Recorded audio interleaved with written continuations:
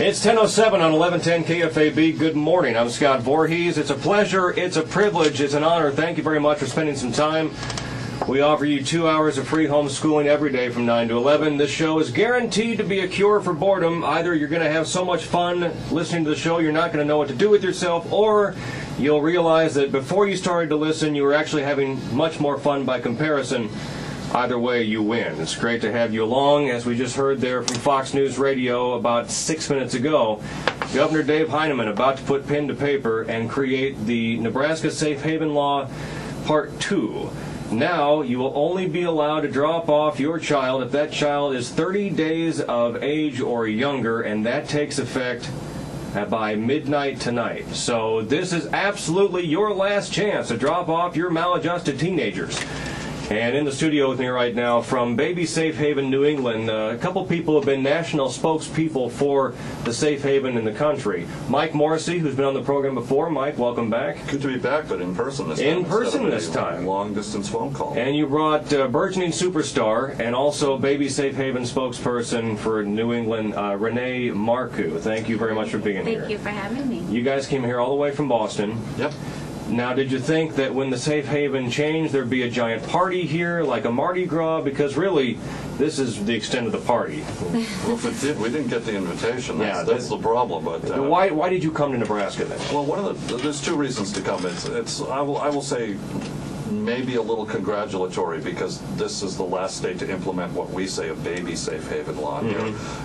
It started in 1999. Down in Texas was the first state, and there was a couple of counties, Mobile, Alabama, a few months before that. And since then, over 1,500 newborns have been surrendered in safe havens. We actually were the 46th, I think, 45, 46, and 48 states to get them in Maine, New Hampshire, and Vermont. Connecticut was very early, and some of the other New England states were very early. So the big population states came on kind of late. But we learned, as Nebraska will, from many other states, got a lot of information, took their ideas, brought them another step forward and another step forward. So there's a good wealth of information out there on the baby safe haven. Many people say many steps backwards as far as the safe haven goes, as it was implemented here in Nebraska. What did you think, because you and I were speaking over the last couple of years, about the safe haven being a possibility in Nebraska. What did you think when you heard the news that, okay, we now have a safe haven here in Nebraska, but if you're up to 18 years of age, you can be dropped off, no questions asked? I thought the legislation wasn't written the way a lot of people have been advocating for. And there's the old saying that you don't want to watch sausage and legislation being made. So sometimes the mix quite isn't right. So, I'll be honest, out of 50 states, somebody wasn't going to quite get it right at some point. We're sorry it's you, and we're sorry for anybody that it is. If only we had the opportunity to look at 49 other states to see how they did it, and we still screwed it up. No, I don't know if it's, I'll be honest with you, I don't think it's messed up, because I think what Nebraska did was something that put some emphasis on the plight of teens, teens with substance abuse, teens with mental health issues, even families where the teen may have a mental health issue, the mom may have substance, mom and dad, all those mixes, and the teen falls through the cracks, and a lot worse can happen. So you may have done something to help that, and actually I think I was on with you a couple of weeks ago, and we're talking about the voluntary placement agreement and child in need of services agreements that are in almost every state. It's just that in Nebraska it became the safe haven law and part of it. So, but you did something within that may be reflected in many other states soon, in that you made a place other than the child welfare office or the police station, that being bringing the teen to a hospital where they can get some medical help and maybe some psychiatric help right there on site. And it's a neutral territory. That all sounds well and good, but I think you're giving too much credibility to our unicameral, because they all admit when we signed this thing in the law and in the way that we wrote it up, we had no idea that anyone would drop off a 12-year-old or a 17-year-old or 9 kids all at one time from a big extended family. None of them saw that as, well, this is going to be our way, we're going to bring attention to these issues. Now, there's sometimes things happen that aren't quite intended to be happen. And a lot of times mistakes are made, but in the long run, they become a separate issue that then gets a resolution. Kind of step back and maybe think a 2-year, 3-year plan. what's going to happen in that time frame out. It's kind of tough to live in the moment and think forward, because in the moment you've got, again, a family of 9 kids being dropped off and people coming from Florida and these other places. But I think in the long run you're going to see Nebraska getting some good credit in certain areas for doing this. But, you know, through the mistake, something really positive came out of it, and a lot of the states are going to reflect on it and say, you know, that's a good idea.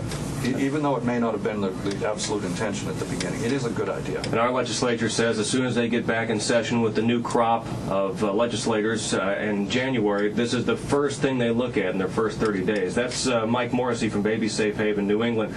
Renee Marcou from the same organization here as well. Renee, what did you think about what Nebraska did here in allowing you to drop off your maladjusted teenagers?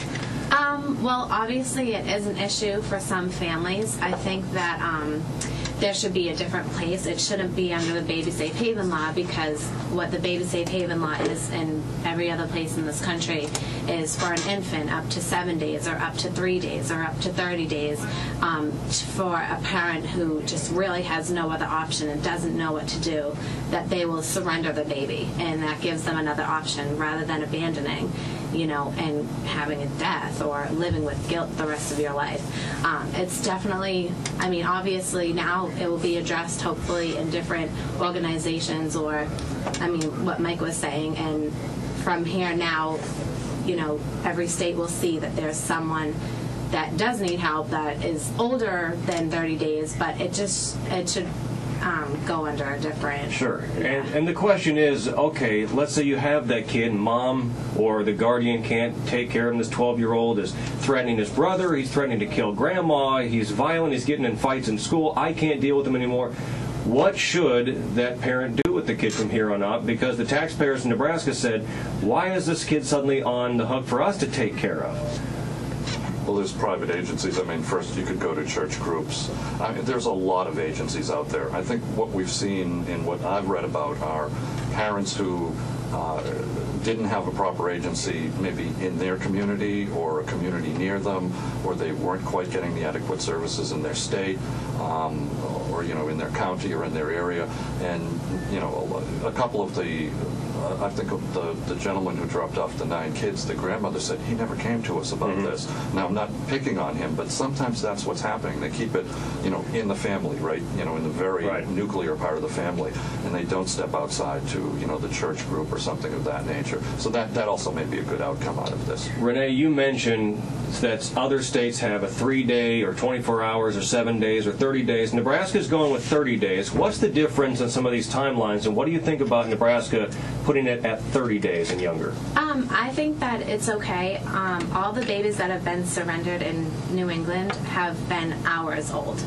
So even though they can go for a week, in all the cases, they've had the baby only be a couple hours old when they would surrender them to a hospital or a fire station or police station. Sure. What do you think about 30 days as being the cutoff? No older than 30 days. I think that's fine. Yeah. What's the difference between 3 days, 7, 30? The only difference we've seen in some areas in watching the way the states pass, and some go 30, I think 160 or 90. A couple of states who are close to the southern border tend to be a little older because there tends to be, I'll say, cross-border migration, and people are scared of being deported, and they actually leave a lot of things behind, including small children. So there tends to be some reasons in that area. Generally, though, we've seen, of all the abandonments we've seen in babies, the average age is about 3 hours. I mean, 3 to 6 hours. I could go over, you know, hundreds of cases, and probably the thing to look at is, you know, and that's what the Baby Safe Haven laws work for, is let's stop that. And in a lot of places in New England, we've done a great job of stopping that itself. That's been the emphasis. In Nebraska, we had a case, and this is what led Mike, you and I, to start speaking here a couple of years ago. There was a young woman who came and dropped off her child in the bathroom of a hospital before the Safe Haven law was enacted here, and that kind of spurred things forward. In that case, though, the woman a few days later came back, the young woman came back a few days later and said, I changed my mind, I'd like to go ahead and raise my baby now. Under the provisions of Nebraska's Safe Haven law, I'm guessing that you can come back at any point and try and reclaim some parental rights to that kid. Is that the best way of doing all this? Yeah, most of the states do have that. There's time limits that vary for, and it's not, a lot of people say you can reclaim. The woman isn't just handed the baby. She goes through a lot of counseling. There's, the baby will go in a foster home first, and then she gets visitation, and then she gets weekends, or, she goes through a lot of work before she gets to reclaim the baby. And we've actually had cases in New England where the babies were safe havened, and then either the mom or the maternal or paternal grandparents found out about it, and then the baby went through, and the mom went through these programs, and it went back to them. So that's actually a good thing, because sometimes the woman's in a short-term panic. Delivering the baby can be something, and then a lot of people would know, get everybody in safe hands, and then if you get a chance to straighten everything out under cooler heads, that's the best possible alternative. You mentioned a statistic when you came in here. In the last 10 years or so across the country, how many children have been surrendered? Since the first state law went in place in 1999, that was in Texas, and there was Mobile, Alabama about a year before that, a county in Alabama. There's been close to 1,500 babies that we've tracked that have been publicly documented that have gone into a safe haven program. Any idea what the percentage is of parents or guardians or family members come back here? It's actually pretty low. And asked for a reclamation of the child? It's pretty low. Again, a lot of times what you want to do, and even though it's not good statistically, you want a lot of that kept confidential, because you don't want the woman thinking that, something bad's going to happen. You have to think about the next woman that's going to go in the door. And if it's front page news and there's, her life is going to be put out on almost tabloid and paparazzi or whatever, sure. You know what I mean? Mike, I'm going to go ahead and have you grab that microphone and just pull it right around to where you're talking directly into it, because we're losing a few words of what you're saying there. You're talking to side. That's much better. Now we hear your lovely dulcet tones. So. And speaking of which, Renee Marcou, who's also here, Mike says that you have a Grammy Award-winning music career that's underway, correct? It sure is, yes.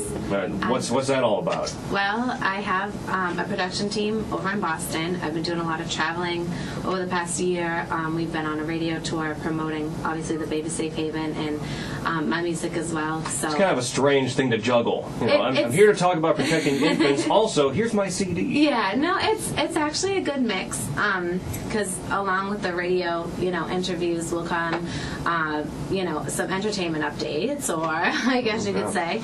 And at my shows and things, I've done shows to raise money for Baby Safe Haven and also other foundations that I like to be a part of. And at all my shows, I always promote to the people, make sure that everybody knows what a Baby Safe Haven law is, and from there on out, So I take it with me. I feel like it's a part of me now, and I know Baby Safe Haven is going to just go with me for the whole rest of my career. So. Do you have songs about the Safe Haven? I haven't written a song specifically about it, but that's the Grammy winner. Yeah, that's the big hit right there. I definitely will, and yeah. Okay, last issue for both of you to kind of gnaw on here, because once this goes into effect at midnight, we'll let parents deal with their teenagers from here on out, and Department of Health and Human Services has their work cut out for them, as does the unicameral. But I would hate to report, because first of all, I hate to admit that we've had some fun with the Safe Haven here in this state. We've had some little bits and comedy pieces. I shouldn't be laughing about this kind of thing, but one thing that I'm going to be very upset about is here in a couple of weeks or a couple of years, whenever it is, someone decides they just had a baby and they're looking at this little bundle of joy and they decide, I can't do it. And they take it to a hospital, which would be the correct decision there. But I'd hate for anyone to get to that point where they would have to surrender their newborn baby. For family members and friends, is there a type of person, is there someone who fits a stereotype of the woman that might be more prone to dropping off her child at a hospital than someone else? No.